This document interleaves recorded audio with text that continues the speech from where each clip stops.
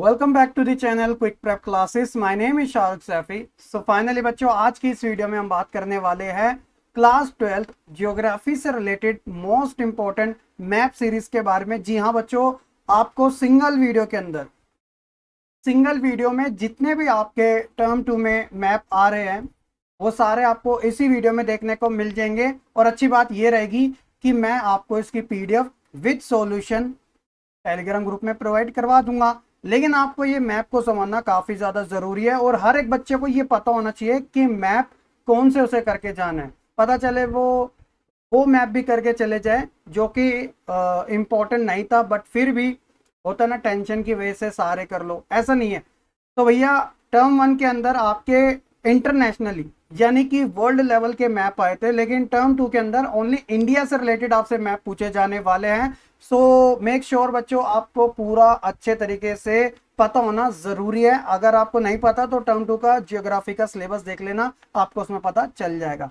सो इसी वजह से जितने भी इंडिया से रिलेटेड मैप है जो आपके क्वेश्चंस आपसे पूछे जाने वाले हैं, वो सभी क्वेश्चन ऑलमोस्ट मैंने यहाँ पर आपके लिए रख दिए हैं। आप इन्हें आराम से करके जरूर जाइएगा। तो चलिए फिर बिना किसी देरी के साथ शुरू करते हैं। जिन बच्चों को क्वेश्चन आंसर और कंटेंट देखना है तो डिस्क्रिप्शन में मैंने ऑलरेडी दे रखा है, आप वहां से भी देख सकते हैं। तो शुरुआत करते हैं बच्चों अपने पहले मैप के बारे में। यहाँ पे सारी चीजें लोकेशन से रिलेटेड ही है, आपको बस इस चीज का ध्यान रखना है। तो फर्स्ट क्वेश्चन में आपसे पूछा गया कि गुजरात में स्थित तेल शोधन, इसे इंग्लिश में बच्चों रिफाइनरी कहते हैं, इसका नाम बताना है कि ये कहाँ पे लोकेटेड है, गुजरात के अंदर। ठीक है, चलिए दूसरा है झारखंड। आप जानते हो झारखंड के बारे में, बिहार से अलग होकर बना था। झारखंड में स्थित एक कोयले की खान के बारे में आपको बताना, उसका नाम आपको मेंशन करना पड़ेगा। तो ये बच्चा तो जानता ही होगा कि भैया झारखंड जो है माइनिंग के लिए काफी ज्यादा फेमस है। उसी तरह बच्चों कर्नाटका में स्थित आपको एक नगर बताना है, एक सिटी का नाम बताना है जहां पर जो पॉपुलेशन है मोर देन 1 करोड़ है, यानी कि 10 मिलियन। कितना बच्चों? 10 मिलियन। अभी तो हम इस आंकड़े से बहुत ज्यादा दूर है ना कोई बात नहीं। सो 10 मिलियन ऑलमोस्ट आपका 1 करोड़ होता है, क्योंकि 1 मिलियन 10 लाख होता है, तो 10 मिलियन 1 करोड़ हो गया। तो आपको उस सिटी के बारे में बताना है जो कि कर्नाटका में है। राजस्थान में स्थित आपको एक तांबे की खान का नाम बताना है। उत्तर दक्षिण गलियारे के उत्तरी क्षेत्र पर स्थित एक केंद्र का नाम बताना है। और लास्ट क्वेश्चन है, भारत में सबसे कम जनसंख्या घनत्व वाला राज्य कौन सा है। तो अगर हम आंसर की बात करें बच्चों इसी के अकॉर्डिंग, तो टोटल 6 क्वेश्चन है। 6 क्वेश्चन के आंसर आपको ऐसे देखने को मिलेंगे कि जो ऑयल रिफाइनरी है गुजरात के अंदर वो जामनगर में है। उसी तरह झारखंड में स्थित एक कोयले की खान वो बोकारो में है। और 1 करोड़ से ज्यादा जनसंख्या वाली जो सिटी है कर्नाटका में वो बेंगलोर है। आप जानते हो बेंगलोर काफी फेमस है। राजस्थान में अगर कोयले की खान की बात की जाए, माफ करना तांबे की, तो वो खेतरी है। उसी तरह उत्तरी दक्षिणी, तो ये जो है बिल्कुल आपका नॉर्थ साइड है। तो नॉर्थ साइड में क्षेत्र पर स्थित एक केंद्र का नाम तो वो श्रीनगर है। और लास्ट है सबसे कम जनसंख्या घनत्व वाला। यहाँ पे जनसंख्या की बात नहीं हो रही, जनसंख्या घनत्व की बात हो रही है, डेंसिटी की बात हो रही है, तो वो अरुणाचल प्रदेश है, नॉर्थ ईस्ट का। अगर हम इसको लोकेशन वाइज फिट करना चाहे तो आप अपने स्क्रीन पर देख सकते हैं। जैसे पहले नगर पे ये जामनगर है, क्योंकि ये वाला जो एरिया बच्चों वो गुजरात के नाम से जाना जाता है। ये वाला जो एरिया है बच्चों वो आपका झारखंड के नाम से जाना जाता है, क्योंकि ऊपर बिहार है, बिहार से अलग होकर झारखंड बना था। ये वाला एरिया जो है बच्चों वो कर्नाटका का है, इतना बड़ा कर्नाटका है। ठीक है, और कर्नाटका का वैसे ही अपने आप में इतिहास अलग रहा है, क्योंकि जितने भी दक्षिण राज्य है वो सारे लैंग्वेज के बिहाफ पर डिवाइडेड है, आप अच्छे तरीके से जानते हैं। राजस्थान की बात करें तो ये सारा इतना बड़ा जो है वो राजस्थान है। तो यहाँ पर बच्चों खेतरी आपको देखने को मिलेगा। ये बिल्कुल नॉर्थ साइड में ये वाली जो जगह है वो श्रीनगर की है। और नॉर्थ ईस्ट ये पूरा का पूरा बच्चों ये नॉर्थ ईस्ट है। तो नॉर्थ ईस्ट में ये वाली जो जगह है वो पूरी की पूरी क्या है,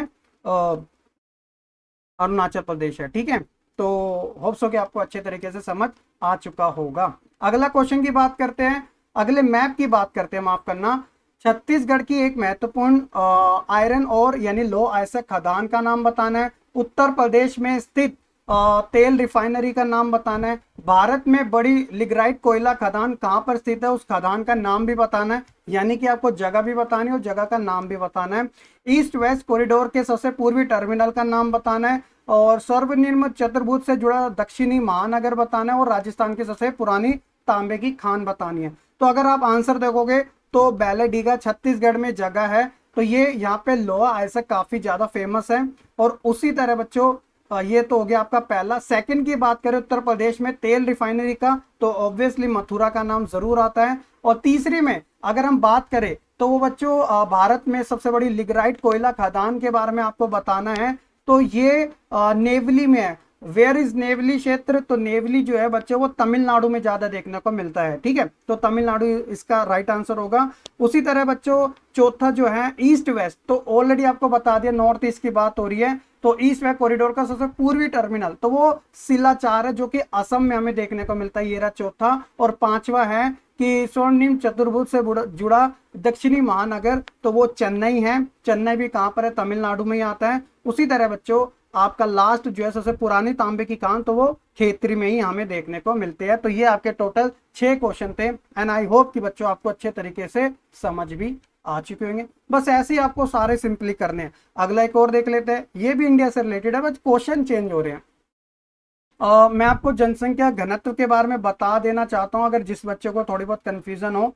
तो जनसंख्या घनत्व का मतलब ये होता है कि पर्टिकुलर एरिया के अंदर, 1 किलोमीटर दायरे के अंदर कितने लोग उस एरिया में, उस भूमि पर निवास कर रहे हैं, यानी कि रह रहे हैं। ऑब्वियसली आप देखते हो कि जो माउंटेन एरिया होते हैं, जो माउंटेन एरिया होते हैं बच्चों, वहां पर हमेशा जो पॉपुलेशन होती है वो काफी ज्यादा कम देखने को मिलती है। रीजन ये है कि लैक ऑफ रिसोर्सेज, जो बेसिक फैसिलिटी है वहां पे अवेलेबल नहीं होती। टूरिज्म के लिए काफी बेस्ट माने जाते हैं, लोग मनाली जाते हैं, उत्तराखंड जाते हैं, ये माउंटेन एरिया होते हैं। लेकिन जब हम दिल्ली, मुंबई, कोलकाता, चेन्नई, इन सिटीज की बात करते हैं तो भर भर के यहाँ पे जनसंख्या देखने को मिलती है। ऑब्वियसली फिर यहाँ पे जो डेंसिटी है, यानी कि एक पर्टिकुलर 1 किलोमीटर दायरे के अंदर कितने लोग रह रहे हैं, तो ज्यादा रह रहे हैं। उसके रीजन मैंने आपको बता दिया कि जो बेसिक फैसिलिटीज होती है वो लोगों को ज्यादा मिलती है, तो लोग उसी जगह पे ज्यादा रहना पसंद करते हैं। एंड आई होप कि बच्चों आप अच्छे तरीके से घनत्व के बारे में समझ चुके होंगे कि कम और ज्यादा कहां कहां पर कैसे देखने को मिलता है। निम्न जनसंख्या घनत्व वाला राज्य बताना है, और मध्य प्रदेश में बॉक्साइट खदान,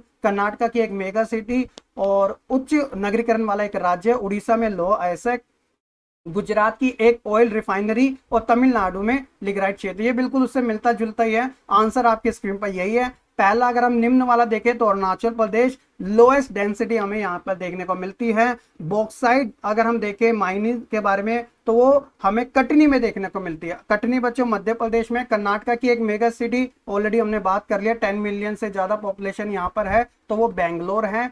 उच्चतम नगरीकरण वाला एक राज्य जहाँ पे हाईएस्ट लेवल ऑफ अर्बनाइजेशन देखने को मिलता है, ऑब्वियसली वो गोवा है। उसी तरह बच्चों, क्योंकि गोवा छोटा है लेकिन यहाँ पे अर्बनाइजेशन फुल देखने को मिलता है, ठीक है। उड़ीसा में एक हमें और माइनर के आयरन और के बारे में बताना है, तो वो मयूरभंज है। यहाँ पे बच्चों और भी ऐसे बहुत सारे क्षेत्र है जहाँ पे मिनरल्स काफी अच्छी मात्रा में देखने को मिलता है, लेकिन ये जो मयूरभंज है ये काफी ज्यादा फेमस है आयरन और के लिए। उसी तरह गुजरात में एक तेल रिफाइनरी के बारे में अगर बात करें तो वो जामनगर है, ऑलरेडी पहले भी पूछा जा सका है। और ये नेवली है जो कि लिग्राइट क्षेत्र है। होप सो कि आप अच्छे तरीके से ये भी समझ चुके हैं।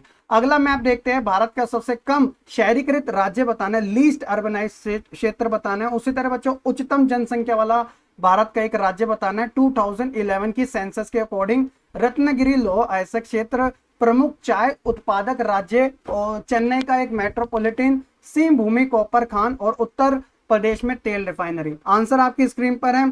तो हम लीस्ट अर्बनाइज क्षेत्र की बात करें तो वो गोवा, उसी तरह हाईएस्ट डेंसिटी वाले की बात करें तो बिहार, रत्नागिरी लोह अयस्क की बात करें तो रत्नागिरी, प्रमुख चाय उत्पादक वाला राज्य टी स्पेशलिस्ट ऑब्वियसली असम ही होगा, नॉर्थ ईस्ट का, और चेन्नई मेट्रोपॉलिटन ये बिल्कुल चेन्नई में ही आएगा, और साथ ही सी भूम कॉपर खान। तो बच्चों यहाँ की जो थोड़ा क्षेत्र है वो थोड़ा नम देखने को मिलता है, और भी मिलनेस यहाँ पे देखने को मिलेंगे, तो वो यहाँ पर आपको देखने को मिल जाएगा ये वाले एरिया में। और उसी तरह उत्तर प्रदेश में एक तेल रिफाइनरी, तो ऑब्वियसली मथुरा ही इसका राइट आंसर होगा, ठीक है। होप सो कि आपको इन सभी के बारे में अच्छे तरीके से पता चल चुका होगा। अगले के बारे में बात कर लेते हैं। अगला फिर से है कि हाईएस्ट डेंसिटी वाला राज्य, उड़ीसा का बॉक्साइट खदान, महाराष्ट्र की एक मेगा सिटी, क्योंकि देखिए मेगा सिटी अलग अलग है, कहीं पे घनत्व ज्यादा कम, तो वो एग्जामिनर किसी भी टाइप से आपसे हाईएस्ट डेंसिटी और लोएस्ट डेंसिटी मेगा सिटी कोई भी आपसे पूछा जा सकता है, तो इस बात का आपको जरा ध्यान रखना पड़ेगा। न्यूनतम नगरीकरण वाला राज्य छत्तीसगढ़ में लोहा अयस्क खदान सबसे अधिक HDI ह्यूमन डेवलपमेंट इंडेक्स मानव सूचकांक वाला राज्य और पश्चिम बंगाल में स्थित कोयला खदान। आंसर आपकी स्क्रीन पर है। अगर इसे थोड़ा मैच करोगे तो हाईएस्ट डेंसिटी में बिहार आएगा, उड़ीसा में आएगा बॉक्साइट, महाराष्ट्र की मेगा सिटी मुंबई जिसकी खुद कैपिटल है, मतलब मुंबई कैपिटल है महाराष्ट्र की। छत्तीसगढ़ में अगर बात करें तो बच्चों हमने ऑलरेडी पढ़ लिया कोरापुट, और साथ ही माफ करना एक मिनट, तो चौथे नंबर पे हमारा देखने को मिलेगा पहला, दूसरा, तीसरा, चौथा न्यूनतम नागरिकन वाला राज्य तो वो हिमाचल प्रदेश है। छत्तीसगढ़ में अगर हम बात करें तो बैलाडीला, और हाईएस्ट सबसे ज्यादा जो ह्यूमन डेवलपमेंट इंडेक्स देखने को मिलता है वो केरला में देखने को मिलता है। ये हेल्थ के मामले में, एजुकेशन के मामले में देखने को मिलेगा, और यूएनडीपी के थ्रू एक एजेंसी है यूएनओ की, वही इसे करती है, एचडीआई रिपोर्ट को जारी करती है एवरी ईयर। और महबूब उल हक का आपने नाम सुना होगा, अमृता सेन का भी आपने नाम सुना होगा, पाकिस्तान इंडिया के दोनों थे, तो इनको फुल्ली क्रेडिट जाता है एचडीआई को शुरू करने का। और वेस्ट बंगाल में अगर कोयले खदान की बात करें तो रानीगंज है जो कि 7वें नंबर पे है। तो ये आपके क्वेश्चन हो गए, होप्स हो गया आपको अच्छे से समझ आ चुकी है। ठीक है, अगले की बात कर लेते हैं, ये बड़ा अच्छा है। इसमें आपको सिंपली जो गेहूं है उससे गेहूं का उत्पादक कौन कौन से राज्यों में मुख्यतः तौर पे होता है, यानी फ्रंट लाइन पे। तो आपके सामने 5 स्टेट्स के नाम दिए गए हैं।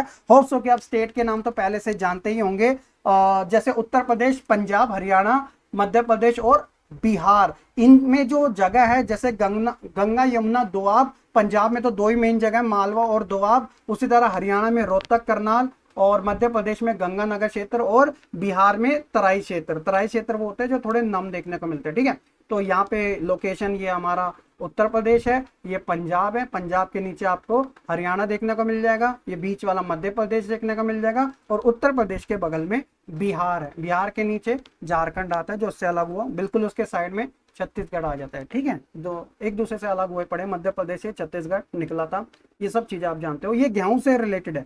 उसके बाद ऑयल रिफाइनरी कहाँ कहाँ पर है। एक पोर्ट आपको बताना है, पोर्ट यानी बंदरगाह पत्तन, जहां पे 2 तेल ऑयल मतलब ऑयल रिफाइनरी है। भारत की सबसे बड़ी ऑयल रिफाइनरी कौन सी है, वह राज्य जहां पे 4 है ऑयल रिफाइनरी। ओएनजीसी द्वारा स्थापित एक ऑयल रिफाइनरी का नाम। आंसर देखोगे मुंबई, जामनगर, असम और तातपका, यानी कि जो आंध्र प्रदेश में हमें देखने को मिलते हैं। लोकेशन की बात करें तो ये वाला मुंबई है पहले का। सबसे बड़ी जो ऑयल रिफाइनरी वो जामनगर में है, और जहाँ पे 4 है वो असम है ऑयल रिफाइनरी। ओएनजीसी द्वारा स्थापित तो वो तातपिका है आंध्र प्रदेश में। ओएनजीसी का फुल फॉर्म क्या है मैं आपसे कमेंट सेक्शन में जरूर पूछना चाहूंगा, जरूर बताइएगा। ठीक है, उसके बाद है बच्चों लास्ट हमारा मैप है, इंदिरा गांधी नहर के बारे में है। ये तो हाईली चांसेस है कि आने वाला है। क्वेश्चन है कि R1 तथा R2 नदियों के नाम बताना है। तो यहाँ पे R1 और R2, यहाँ पे देखोगे ये सतलुज और ये व्यास नदी। उस स्थान का नाम लिखना है जहां से नहर निकलती है, तो वो हरिक बैराज है। तो यहाँ पर आप देख सकते हो, मैंने इसे थोड़ा मेंशन यहाँ कर रखा है।